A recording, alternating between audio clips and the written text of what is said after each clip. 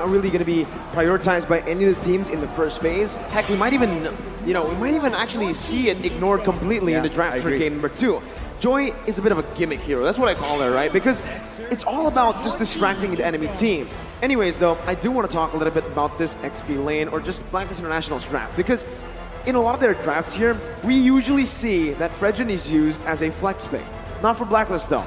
Every single time the Fredrin is picked up by Blacklist, well, not every single time, but 90% of the time, it's jungle, right? Yeah. They always want a playmaker on Edward. That's the reason you're still seeing that Lapu ban here, the respect being given out, and also the Claude ban. They want to get rid of a hero that can blink out of the Detonus Welcome, can blink out of the real pure engage from the glue, and even from the poke that's coming in from the Parsha. But I still like the way that Blacklist are drafting, because we've discussed that the way that they're going to win is through OHEB as well as AdWords. So now that they've seen at least 80% of the draft coming in from Echo, now they should have enough information to really understand what kind of heroes they should get, because if OHEB and Edward loses lane, they're going to lose priority in the jungle or the riverside, and that's really going to impact how Blacklist plays. So this last 2 picks will really impact, because at least now they see the Brody. What do you want to use against the Brody? They still need to put a... Yes, but they also still need to put a hero on Agent Zero, and that might be the key. Benedetta's still open here, but it looks like Echo has an answer. Oh, no, there you go. We mentioned the Joy. And they left it open. It's the Franco from Yaoi too. I love it, right? Again, we mentioned about the Joy. More of a distraction than a prio pick, right? Yes. But it is a good pick here. Noticing that Blacklist International, they're going to have that backline really targeted down by Echo. So what the Joy is going to do here is to create space by being that annoying hero in the enemy backline. Thing is, though, Echo waited for this. They knew it was coming, right? It was either they went for a Kufra pick, a Cho pick, or they see the Joy, instantly they go for the Franco, they can lock the Joy down. Yeah, but given that Cho is banned out, Echo had the ball in their court. It was their shot to make. You mentioned the Kufra. Yaoi had a lot of crazy games on the Kufra. Chance to play that, but instead they go for the Franco. You know, a game lost be damned, but we don't care about it going into the Valentina. We don't care if Haji gets it. And looking at it, is it going to the hands of Valentina? Yes, of course, yes, Haji, because again, there's a Fredrin. That's definitely Wise's hero. Yeah, I'm just going to say we're going into game number 2. Blacklist International going up against Echo. And what I wanted to say was that Echo picked up the most banned hero of Blacklist International. They keep banning out this Franco. So now Franco in the hands of Echo. This might be a bad game for Blacklist. Yep, and the reason why is because it breaks the Ube. You don't get to engage on your terms. And in the hands of the playmaker, Yaoi, it's going to be a great way to, again, either set up a box that Blacklist is not comfortable with, or break whatever Blacklist is trying to do. And this is a similar approach to, again, what RRQ did against Echo yesterday, right? They picked up that Franco, but unfortunately for RRQ, they didn't have anything to build around the Franco. Meanwhile here, I was questioning the Brody pick earlier on. I was like, what? Brody into Lolita? Then you see the Franco and you're like, there you go. That's what it was for. You hook the opponent away, and what's the Lolita gonna do, right? Sure, she can actually jump in, flicker maybe to get that shielding down, but it's a bit too risky, and if Venus is on the receiving end of the hook, it's gonna be a lot to deal with here. And Venus right now is gonna be caught. Yaoi gonna throw the iron hook. Good dodge by Venus. Yeah, looking at this game, Blacklist International, I would say after the group stages, this Franco is a nightmare for them, because it is the reason why they've lost. So now we got to see their evolved form. Have they been able to find a way to fight against this Franco? Right now, looking at the lanes, not a lot is going on. Wise goes down to fight against Sanford, but I don't think they can secure a kill here. Too sustainable, gets out of that one. Wise is level 4, Carl TZ as well. Both of these junglers clearing very, very fast. In the end, it's Hachi who actually steals the gold buff away. Yep, looking at a potential 3v3, 4v4 down bottom as they both jockey for position, finding a good pull for this Lord. And it looks like Echo is the one first on the scene. Carl TZ whacking away. Oh, there's a ult! Yeah, Sanford zoning very, very well here with the split as well. Bringing Wise away. Numenor Blast gonna be charged in. On to Carl TZ, but no! It's Yowie who finds the Iron Hook and Carl TZ finds the Retribution. Edward on the back line. That's a stolen for the airstrike as the Bloody Hunt comes down onto Edward to lock him down. Sanford finding Wise, the flicker over. Edward picking up another. It's a 2-for-1 right now. Echo still equal though in terms of the trade because they secured the turtle. I like how Blacklist played that fight just now because even though they were focusing on the turtle, they kind of understood that it's not 100%. It's not even 50-50. It was kind of a 60-40 at that point. So they tried to find the alternate win condition around the turtle, which is try to get a little bit more kills. So they were willing to expand a lot of their resources there. Looking at the items right now, really not a lot of power spikes just yet. The Beatrix here, piloted by OHEB, understands that there is a chance he's going to get attacked, and right now, Carl Tease is getting attacked. He is the frontliner though, so he's happy taking that damage in. Haji is going to be the one losing a whole lot of HP from Sanji. Venus does too, and now that mid control is for Echo. And you're seeing here the difference between Haji and Sanji, a Valentina and a Farsa. It seems like now, when the ult is ready on Sanji, he's just willing to pull it out and then force Haji to respond. It's all about timing. It's all about engagement. Oh. And Yowie, did he do it? No, the Filipino sniper still confirms the gold crab. That was an insane calculation, man. An insane micro play by OHEB, right? He knows exactly how it was going to go down. Even with the snipes there. I got to say, in my head, he was holding his breath and like, 1, 2, pump, just get it. And I just want to touch a little bit about the emblems because in terms of scaling, I kind of feel like Blacklist, they have an advantage because OHEB is using a marksman emblem compared to Benecutie using the assassin emblem. He's going to have a lot of damage, but still, in terms of scaling, Blacklist, they have it in the bag, and now looks like Echo, they're just going to push Blacklist away. Don't push too hard. Oh, not an engagement that Echo wants to go for because, again, they spent a few ults there.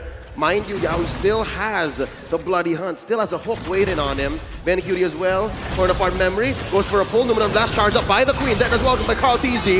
And Carl TZ is going to be able to spin him out. That's the Bloody Hunt locking Edward down. Edward taking low, but still able to survive for now. Torn apart memory can be popped in as Benny flickers forward to pick up the kill.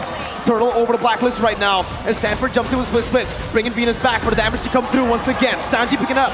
Yowie almost finding the Iron Hook. That's demobilized. Haji forced the flicker out, and Echo will be able to take the better trade. 2-0. Turtle goes over to Blacklist, though, as well. It's actually Echo who took it. Wow, clear win now for the Orcas. Yeah, clear win because they have a lot of birds in the early stages of the game because Wise being in the front line, he can CC them for a bit, and OHEB, that was lucky that he did not get hooked. And so far, OHEB will be fine. Looking at the items, clear power spikes right now. Looking at Edward, he's not going to be tanking a lot, but he can do a lot of damage because of the Genius Wand. So as long as he can prolong the fight, he can really help himself out, as well as Haji. Speaking of which, Haji is using a scale kind of itemization, so he's not going to be too strong right now, but I would say in 8 minutes, he's really gonna power through Echo. Yeah, and honestly, I do really want to talk about how Blacklist International are negating the bully potential from the Brody, right? Because earlier we saw the lane frozen by Benecutie in that lane. Wise instantly stopped by into the gold lane, even risking his life just to help OHEB clear it out. And this is what's going to get Blacklist to that item power spike for OHEB in the gold lane. The Beatrix has been farming very well, considering that he is in the losing matchup up against that Brody. Yep, and we're just waiting for that to flourish. We're just waiting for that to get the payoff. Bottom lane, though, you see the XP laner just leaving constantly. Very good wave clear from both the Joy and the Blue. Out the pull on Wise! The Iron Hook, and that's going to be the Bloody Hunt. Chain in, but that's just welcome as Edward jumps in with a lot of damage coming down. Sanji with the wings by wings, getting out. Numenor Blast, and for the airstrike stolen away by Haji with the IMU. Bennett's Rage, able to find the kill onto Sanford. Carl TZ going to be gunned down. That's the Iron Hook to provide the peel necessary for Carl TZ. It's a 1-for-1. The XP lane traded in for the jungler. Wait, look at Benecutie. Oh, watch out. Benny from the back line. OHEB hasn't spotted him yet. We're going for the turtle. There's the pull. Yowie as well. Look at this. Prime positioning from the Echo squad. Oh, he's revealed. There's the hook. Yowie missed it. Gonna be stunned up. Venus actually onto the turtle. Carl TZ with a quarter of his HP bar. Oh, that's the feather airstrike prematurely popped in. Sanji's gonna be zoned away now, but Benny, again, this is the man that we're gonna be looking at. Wise gonna be hooked down. That's the moment for Benny to jump in. That's the damage coming through the turn-around memory as well. To take the turtle and to take Oheb. Easy with the Deathless Welcome. Not gonna be able to find it just yet. Sanford onto Venus, bringing him back. Lunar Blast to be popped in, but he's not gonna be able to get charged all the way. Edward, stunned up, suppressed. Bloody Hunt popped in. Yaoi gonna fall to the hands of Edward as Sanford still wants to keep on going. Sanji rotating back into the mid lane. Wise gonna be brought back. It's a pause here in the 7th minute of the game. Enable, but here we're gonna be put in right into the team fight. Echo with, actually it's pretty good trade now that I see it for Blacklist. Not that bad. Benny actually fell, but the airstrike though from Sanji in the mid lane, making it in favor of Echo. All right, something transpired in between the time we resumed and paused in. But for now, real quick, folks, Blacklist forcing out a push up top. Buff still secured per side, and we're looking at a possible kill on Edward. Nope. That's Edward for you. Gets out in relative ease again, right? Echo trying pressure, but now it's just for Blacklist International to punish in the goal, well, in the other side of the map, which is going to be the XP lane. They even tried to deny as much as possible from Benny, forced to use a torn apart memory to get those last hits. This is the world stage, so I'm allowed to be a little bit more critical looking at the way that the game is transpiring. Oh, we just spoke about this, Yaoi versus Venus, and Yaoi is going to be able to find that Iron Hook. Connecting onto Wise, bringing it back under the tier 1, and that's everyone collapsing. Benny with a torn apart memory back up on that cooldown is going to be able to secure it for the edge right now on to Haji and Oheb. Haji going to be stunned up, has the feather airstrike, but both teams disengage. King and the Queen in a flash goes out. I mean, Edward able to make the most of a bad situation, but LaFell, what does this mean? First of all, I just want to say I'm so glad I was interrupted because I was about to say Blacklist was actually looking pretty good because Oheb is going to scale up and Yaoi's not hitting the hooks, but never mind.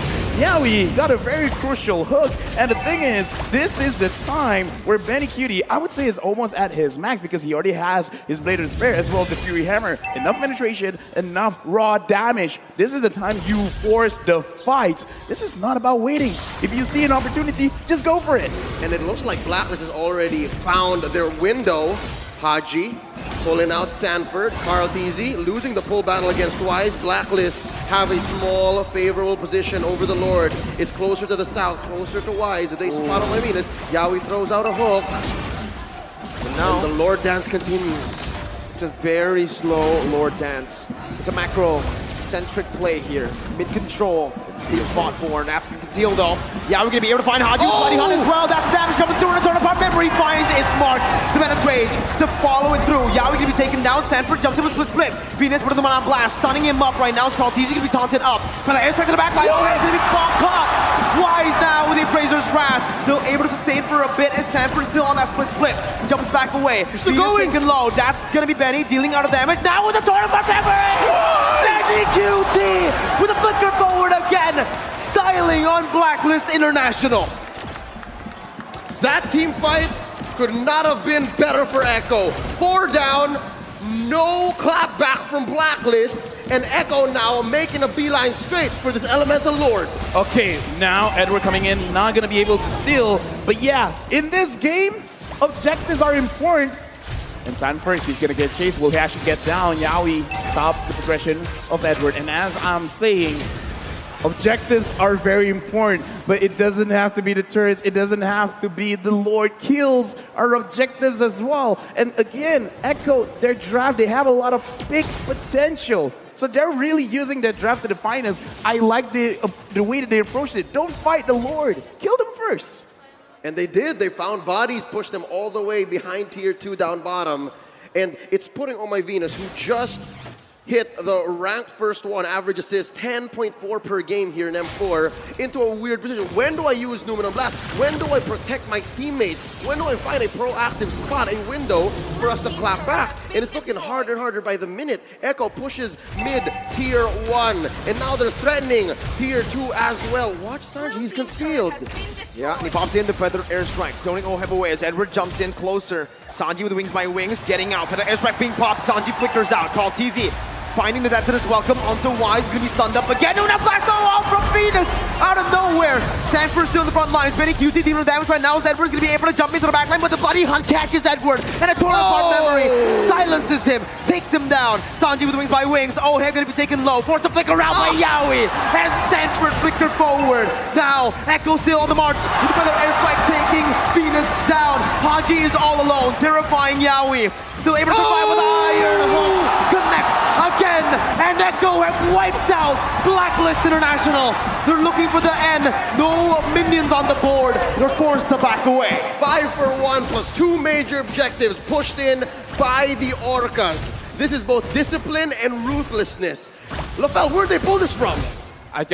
First of all, I gotta say, there's a reason why Franco is the most banned hero for Blacklist International. I kind of feel like going to the next game, it has to be put into contention. Now, Blacklist, how this really happens is because Echo always finds a way to actually dish out damage onto Oheb, because every single fight, look at where Oheb is positioning. It's not that his positioning bad, it's just that he has to constantly run away. He has to run away from Benecutie. He has to run away from Sanji, from Sanford, from Yaoi. There's so many ways he can get caught, and it's so hard to micromanage all of it, especially when Echo, the way that they attack, sometimes Oheb doesn't see it coming. It sounds like Blacklist has been overloaded by Burst and also a good amount of CC. And those two things are lethal against a lineup like Blacklist, against the Ube strat. And they just can't pull it off here as Benecutie forces a push up top. And that's a clean tier 2 tower take, gonna help open up this Luminous Lord for Echo. Now 8K ahead at 13 minutes. That's insane. And on top of that, Benny's on a hero like the Brody, who snowballs like an absolute monster. And you can see here, this is the play by Blacklist International. They still want to contest. Lord taken to half HP. Carl TZ still on it. This is the Lord dance. At the mid lane, pressure will be popped in from Echo. 8,000 gold lead. The feather airstrike will be popped in. The zone. Other members away. Carl TZ with that as well. Combining it. Haji stealing. For the airstrike again. The better straight. Into the blast. Why steals it away? Yeah, we got the bloody hunt, but it's all for